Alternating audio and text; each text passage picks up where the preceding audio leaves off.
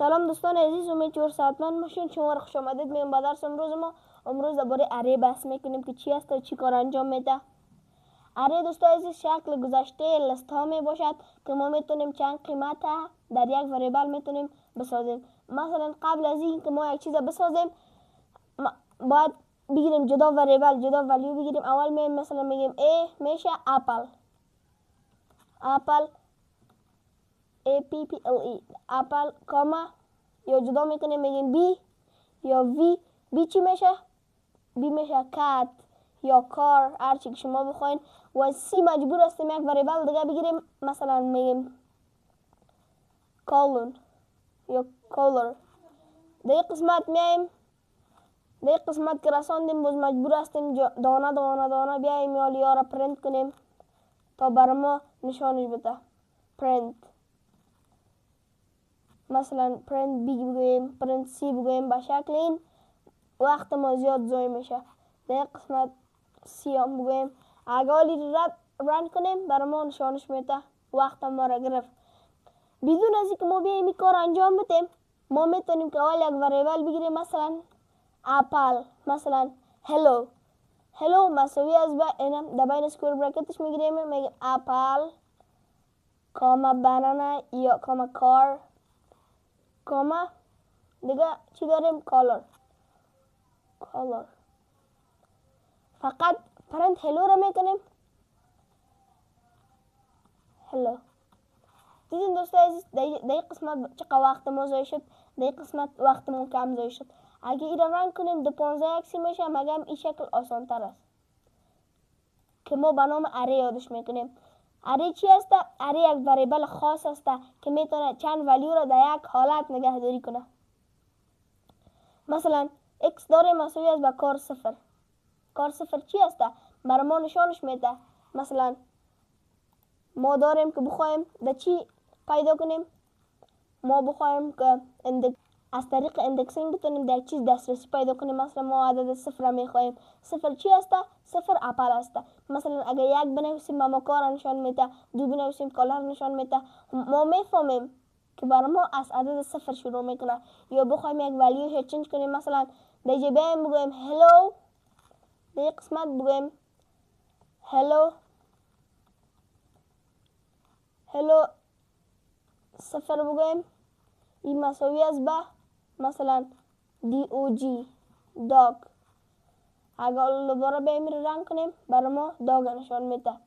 اگر این در قسمت حذف کنیم تنها داگ پرینت کنیم یا تنها هلو را پرینت کنیم، بیایم رنش کنیم برای ما نشان میده داگ کار کالر.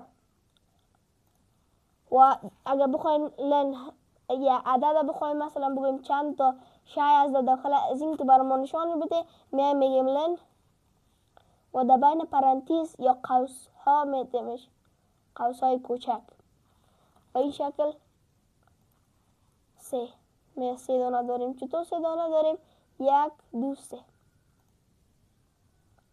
و میتونیم که از طریق لوپینگ هم این کار انجام بدیم. مثلا بگویم for x and hello کالون بدیم، پرنت بکنیم. چی را بخوایم پرنت کنیم؟ ما میخوایم x را پرنت کنیم و میمرنش میکنیم برای ما جدا جدا نشانش میده یا لاین بای لاین نشانش میده. و اگر بخوایم یک چیز اد کنیم در قسمت ما براتون این کار انجام دادم، گفتیم کار صفر. این کدام معنی خاص نداره. در قسمت مجبور هستیم که x بگیریم، بگویم x مساوی است به hello، نام وریبل ما را hello dot append. append برای اد کردن شیء ها استفاده میکنیم در پایتون. append قوس بتیم، مثلا بگویم dog یا cat. در قسمت بیایم لنش حذف کنیم، تنها پرنتش کنیم hello، رانش کنیم برای ما در آخرش کت هم ایجاد میکنه. و اگر بخوایم حذفش کنیم پاپ بگویم پاپ کت برای ما حذف میکنه. اگر پاپ خالی را بانیم ببینیم چی را برای ما نشانش میده. مثلا میم کت حذف میکنیم، پرانتزش هم میتیم، میم رانش میکنیم برای ما آخرش حذف میکنه. ما میتونیم از پاپ هم استفاده کنیم، ریموو هم میتونیم استفاده کنیم. مثلا در جای پاپ میایم ریموو و در بین از این قسمت که رسیدیم، در بین از این ما میخواهیم که اپل را حذف کنیم. میایم دوباره رانش میکنیم، رانش کنیم میگه کالا رو کار ماند. و اینجا متد های دیگر را هم براتون گفته که شما هر وقت کار داشتین میتونین ازش استفاده کنین. و مثلا کدام سوال داشتین مثال میخواستین، من مثلا سورت یاد ندارم، سر سورت کلیک میکنم، برای ما درباره لیست نشان میده یا درباره سورت هر چیزی که بخوایم. بریم در قسمت سوالات، میگه ما میتونیم که پایتون لیست ها را در جای اره هم استفاده کنیم. نتیجه ایکو چی خواهد بود؟ این کودا فروت داریم، اپل، بنانا، چیری. فروت صفرش کدام میشه؟ صفر اپل میشه. اپل انتخاب میکنیم، سبمیت سر میگیم درست بود. میریم به سوال بعدی. ما میگه what is the correct Python method؟ Python list method میگه مثلا یک گرامر درست چی خواهد بود برای اینکه ریترن کنه بر ما نمبرها را نشان بده. نمبرها یا عددهایی که در داخل شی است یا در داخل وریبل است. الان استفاده میکنیم. درست بود. میریم به سوال بعدی. ما میگه what will be the result of the following code؟ نتیجه این کد چی خواهد بود؟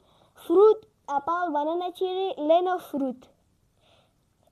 لینا گفته که مثال درباره لین گفته. میگه نتیجه این کد چی خواهد بود؟ در قسمت میگیم، در قسمت که حسابش کردیم 1 2 3 میگیم 3. سبمیت انسر میم درست بود. تشکر از شما که تا این همراه ما بودین. صفحه ما رو سابسکرایب کنین، لایک، کامنت، شیر فراموش نکنین. اگر کدام سوال داشتین میتونین در کامنت ها بگوین. تشکر.